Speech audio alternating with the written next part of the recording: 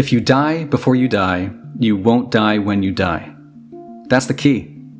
I call it the Immortality Key. It's the big job. It's what we're all looking for, right? The meaning of life? What does it mean to be alive? And what happens when we die? Is there a God? Is there a point to any of this? Well, according to the ancient philosophers and mystics, there are answers to these questions, like real answers. They're not hidden away in some book or some dark corner of the internet. They're not necessarily in your local church or temple. And even if Moses, Jesus, and the Buddha himself were sitting in your living room, they couldn't tell you. Because it's nothing you can actually learn. Nothing for your rational brain to compute, at least. You know, my hero, the late Joseph Campbell, once said, "It's not the meaning of life that we're after." People say that what we're all seeking is a meaning for life. I don't think that's what we're really seeking. I think what we're seeking is an experience of being alive, so that the life experiences that we have on the purely physical plane will have resonances within that are those of our own innermost being and reality, and so that we actually feel the rapture of being alive. But you can't very well experience that rapture until you've experienced its opposite. You don't know what you got till it's gone, says Joni Mitchell. So until you've experienced death, not in some abstract or metaphorical way, but an actual death that feels acutely and terrifyingly real in this lifetime, how can you know what it means to be alive? And how can you even talk about an afterlife until you've seen it for yourself? These are the mysteries. Now, in some form or another, these mysteries made their way through the high civilizations of antiquity. Ancient Egypt, Mesopotamia, the Indus Valley, China. But it comes to us, to Western civilization, through the ancient Greeks, many of whom spent a lot of time in North Africa, by the way. 13 years in the case of Plato, the godfather of Western thought. So what did we inherit from these high civilizations? What are these mysteries? Like the mysteries of Eleusis that called to the best and brightest of Athens and Rome, including Plato and Marcus Aurelius, from about 1500 BC to the 4th century AD. They were sacred rituals for turning mortals into immortals. You went to Eleusis as a human being, and you walked away a god. How did that happen? Through the ceremonial experience of death and rebirth. Let's be very clear. Eleusis and the other mystery cults of the time were the real religion of the ancient Greeks, the people who built Western civilization, democracy, the arts and sciences, the theater that became our Hollywood, the Olympic Games that became our sports industry, the open marketplace of ideas that we take for granted every day on social media. Didn't you ever wonder how the people who invented all this, and the very word for skepticism, could somehow believe in a bunch of fairy tales? Did they really think Zeus was perched on some mountaintop, hurling thunderbolts down at us hapless humans? Or Poseidon was in the middle of the sea, patrolling the wind and waves with a freaking trident? Come on, man. Take Cicero, the great Roman statesman of the 1st century BC. He called Eleusis the most exceptional and divine thing Athens ever produced.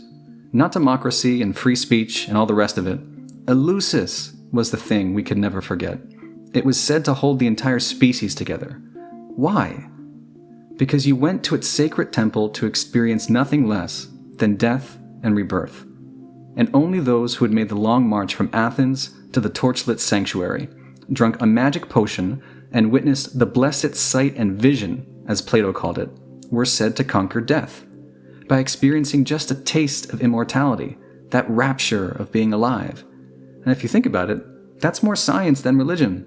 Once you've seen God, there's no unseeing God. You've proven the hypothesis for yourself. So what the hell was going on? Frankly, we don't know. It was all secret.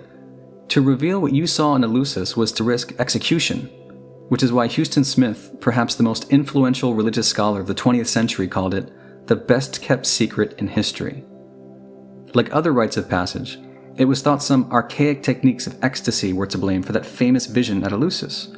The same techniques employed since time immemorial in tribal initiation rites or admission to a secret society to create that near-death experience, like fasting and sleep deprivation. I mean, that'll definitely get the job done, but there was another possibility. Remember that magic potion? In Greek, it was called the koukion. a kind of primitive beer, but it wasn't the only magic potion splashing around the Mediterranean. Dionysus, the Greek god of ecstasy and madness, he had a potion too. To drink his holy wine was to drink the blood of the god. In fact, you were drinking the god to become the god. This is where we get the whole idea of enthusiasm, from the Greek word enthusiazo. The essence of the god lives within you. You have become divine. So what kind of beer and wine was this? In 1978, at the height of the war on drugs, a controversial theory claimed these magic potions must have been some crazy psychedelic concoction. Beer and wine spiked with mind-altering drugs. Maybe that was the best-kept secret behind the vision at Eleusis that lasted for 2,000 years. Maybe that fueled the wild parties of Dionysus in the mountains and forests from Spain to Italy to Greece to the Holy Land, giving birth to our poetry and music, our comedy and tragedy. Either way, the psychedelic theory was the wrong idea at the wrong time, with no hard scientific data to support it. Now, why does any of this matter? Because at the time, there was another healer who was into the mysteries, and he had a magic potion too, and it made you immortal too, and he told weird stories that were recorded in ancient Greek, the same ancient Greek that was spoken by Plato and the initiates of the Greek mysteries. And when this healer was asked why he told such weird stories or parables, he said, well, I'm talking about mysteria here, and he uses that word in Greek, mysteries. I'm not going to share the damn secret with just anybody, he says, but I'll tell you what, I'm here to give sight to the blind, as long as you die for it. You must be born again before you can see God's kingdom, he says. And once you do that, I tell you for certain, in Greek he says, amen, amen, like for real, that you will see heaven open and God's angels going up and down. In Greek, this healer was Jesus. We call him Jesus. And just like Dionysus, he was the Son of God, born of a virgin, who took on human flesh to leave us a gift. The gift of holy wine, his blood, that turns humans into gods. But unlike Dionysus, Jesus founded the biggest religion the world has ever known. Today it's 2.5 billion people, like a third of the planet. And if the earliest Christians knew how to brew up a psychedelic beer or mix up a psychedelic wine, and those magic potions were a direct path to die before you die, to have that vision of the kingdom of heaven, and the best-kept secret of Christianity is the same as the best-kept secret of the ancient Greece that preceded it, then it would rewrite the entire history of Western civilization. Now, the real question is, what does this all mean for us today? How do we die before we die in the 21st century? There's no one answer, of course. But in our leading medical schools, psychedelics are proving to be a safe and reliable means of producing that death and rebirth experience of the ancient mysteries. Now, I've never done them myself. Psychedelics are absolutely not for everybody. They are powerful and unpredictable and need to be approached with caution and reverence. But under the right conditions and with the right preparation, there are genuine mystical reports.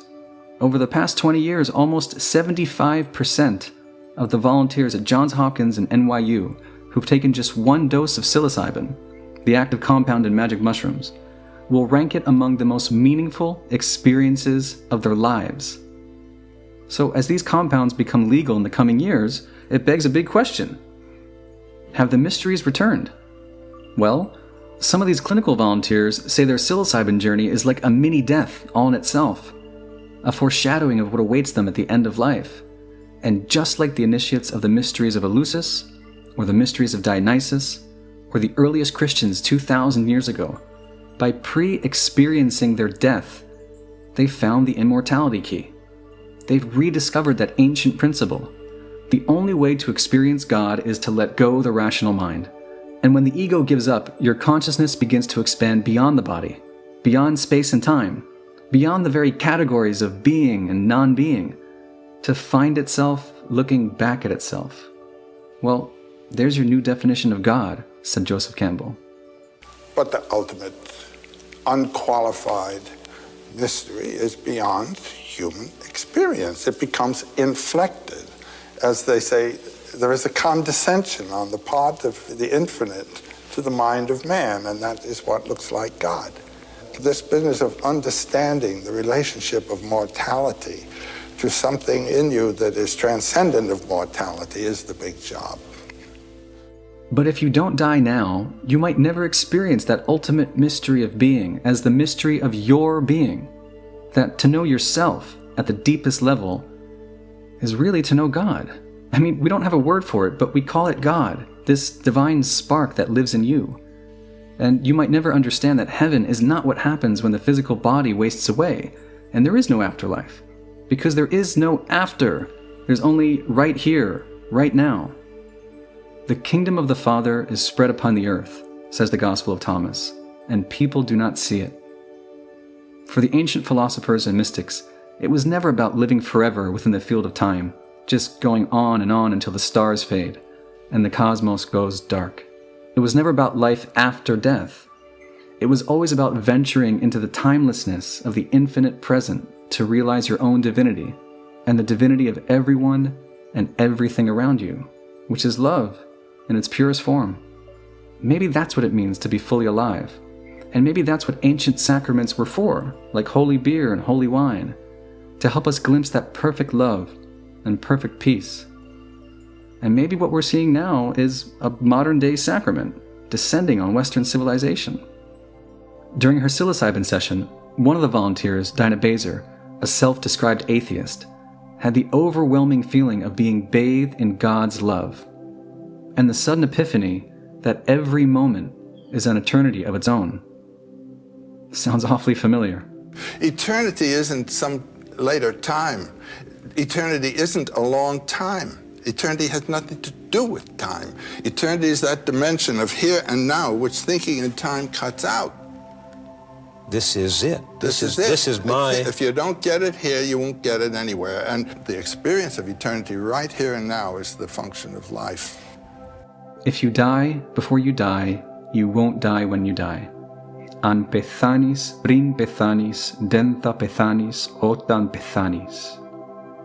Well, if that's the best kept secret in history, maybe it's time for the secret to get out.